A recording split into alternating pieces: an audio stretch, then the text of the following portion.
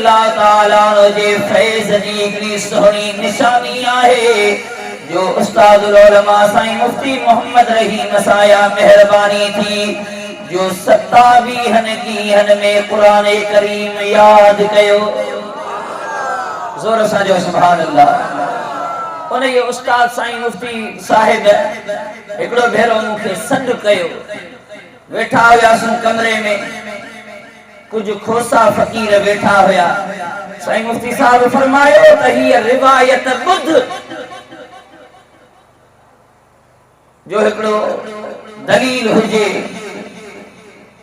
निशानी इहा रिवायत जी। पाण फरमायूं त हीअ रिवायत ही फकीर वेठा आहिनि, हिननि जी दावत हुई। छट धणी सरदार मेहरबानी करे उन बलोचिस्तान जी दावत ते तशरीफ फरमा थिया हुया। उहा ॻाल्हि हाणे ॾिसो त हज़रत मुफ्ती साहिब इन रिवायत जो ॼण त रावी ऐं उन्हनि जे साम्हूं ॿुधाई ॻाल्हि जेके फ़क़ीर हुए दावती मौजूद हुया। हज़रत पीर साईं छट धनी सरदार जिन बलोचिस्तान में दावत ते तशरीफ फरमा थिया। उते पाणीअ जी अणहूंद हूंदी आहे। जॾहिं बि जेको जेका बबाद खां मथे वियो हुजे उन खे ख़बर हूंदी सारिन जो फसल त हूंदो आहे, पर इए हली वञ मुसाफ़त केतरी भी गुज़री वेंदी, इए सोक लगी पई आहे। जॾहिं छट धणी सरदार मेहरबानी फरमाई उते आया, पाण जीअं जिते भी ईंदा हुया उन्हनि खां हाल अहवाल ज़रूर पुछंदा हुया। ॿियो ख़बर तव्हां जो वक़्तु कीअं थो गुज़रे। ऐं पोइ जमायत अॻियां ॿुधाईंदी थोरी हुई त असां वटि ग़रीबी हाल आहे। खुदा जो कसम आहे कॾहिं बि जमायत अहिड़ी का शिकायत कान कंदी कीअं पियो वक़्तु गुज़रे, ॾुखियाई आहे, कहिड़े हाल में आहियूं। उन्हनि खे ख़बर हुई त मुर्शिद करीम खे सभु ख़बर आहे। उन जो अक़ीदो इहो हुयो त जॾहिं रूबरू हुज़ूर में आयासूं त हाणे कामिल मुर्शिद जी दिलनि ते बि नज़र आहे।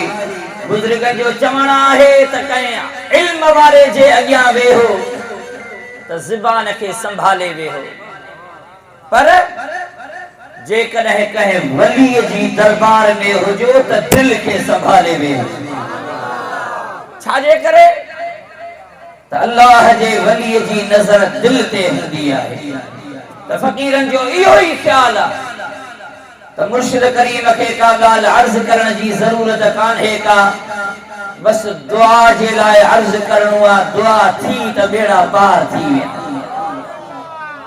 जमायत अर्ज़ कंदी बस क़िबला गंज अव्हां जी दुआ खपे, अव्हां जी दुआ आहे, बस इहो ई लफ़्ज़ जमायत जी ज़ुबान ते हूंदो। पाण फरमायूं ॾियो ख़बर तव्हां जो हाल कहिड़ो आहे, कीअं थो वक़्तु गुज़रे। फ़क़ीरनि अर्ज़ कयो त क़िबला अव्हां जी दुआ आहे। वरी वरी पाण बार बार इसरार करे ॾेठ पाण ॾिठो हुयूं ज़रूर जितां गुज़र थियो हाल ॾिसी करे। पाण फरमायूं अव्हां जे फसलनि जो कहिड़ो हाल आहे।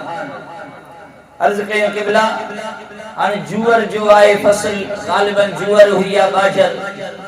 अर्ज़ कयूं त क़िबला इहो फसल त एतिरो थियो आहे पर हाणे पाणी आहे कोन को जो फसल मथे अचे पचे, पाणी कोन्हे को। हज़रत पीर साईं छट धनी सरदार फरमायो त जेकॾहिं पाणी नाहे ॿाहिरि त ईअं ॼण त बाहि पई करे, पाणी आहे कोन को। हाणे इंशाअल्लाह तव्हां जो फसल वॾो बि बाहि ते कंदासूं, पचाईंदासूं बि बाहि ते। नारो लगायो ज़ोर सां, फसल बाहि ते बचंदो। हज़रत छट धनी सरदार एतरा तरब करीम जी ज़ात बाबरकात जा प्यारा हुया। एॾियूं त मेहरबानियूं हुयूं जो पाण फरमाईंदा हुया रब करीम जी ज़ात बाबरकात जो मुझे मथां ख़ास करम आहे। पाण फरमाईंदा हुया रब करीम जी मर्ज़ी आहे, वणेस त कंहिंखे बाज़ीगर बनाए, वणेस त कंहिंखे बादशाह घर बनाए। मुझे मथां रब करीम जी ज़ात बाबरकात जी हमेशा मेहरबानी इहा रही आहे जो ज़िंदगीअ में जंहिंखे मूं अॻिते करणु चाहियो त अल्लाह बि उन खे अॻिते करे छॾियो। जोर सां जो सुभान अल्लाह। ई जमायत सां मेहरबानियूं कीअं थियूं आहिनि, जिते जिते पाण दावत ते तशरीफ फरमा थियनि, जेकॾहिं इलाइक़ा उहे ज़मीनूं बंजर हुजनि त ख़ुदा थो ॼाणे त जमायत शाहिद आहे।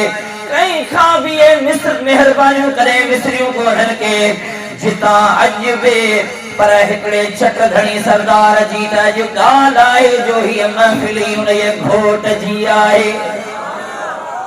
पर रब करीम एतिरो त रोज़े धणीअ जे हिननि बचड़नि सां करम कयो आहे जो जितां बि जेको बि पागारो वक़्त जो गुज़रे त थरनि भरनि में बहारूं थी वेंदियूं आहे न। जंहिं सैर सां साजन हलिया से सैर सब सुरहा थिया, मूं त भायो थे मिठा मन मुश्क हारी दावया। पाण फरमायो त फ़कीरो पानी नाहे त का ॻाल्हि कान्हे का, इंशाअल्लाह तव्हांजा फसल बाहि ते बचाईंदासूं। हैरत जहिड़ी ॻाल्हि आहे, इहे मुफ्ती साहिब जे रिवायत जो रावी हुजे, एॾो सिको रावी जो सुभान अल्लाह, हीअ का मामूली ॻाल्हि कान्हे का। ॿुधायो उस्ताद साईं वाकई थियो ईअं पाणीअ जो त नालो निशान कोन हुयो, फसल साओ रहियो, वॾो थींदो पियो वञे, तयार थींदो रहे पियो, पर जॾहिं उन खे लुणण जो टाइम आयो आहे, उन टाइम ते फ़कीरनि जिन लुतो फसल ॿुधाइनि था त उन फसल जे हेठि मूरियुनि में शुरू खां वठी करे ॼण त अंदरि बाहि जो को सुकल फसल हुजे, कोयला ॼण त उन में बाहि जा के उहे नज़र आया। ईअं रब करीम जी ज़ात बाबरकात करम नवाज़ी कई आहे। पाण ज़बान माई जेको लफ़्ज़ कढनि उहो रब करीम पूरो करे छॾे त ॿुधायो त जेका हथ खणी दुआ घुरंदा हुन में केॾी न करम नवाज़ी थी।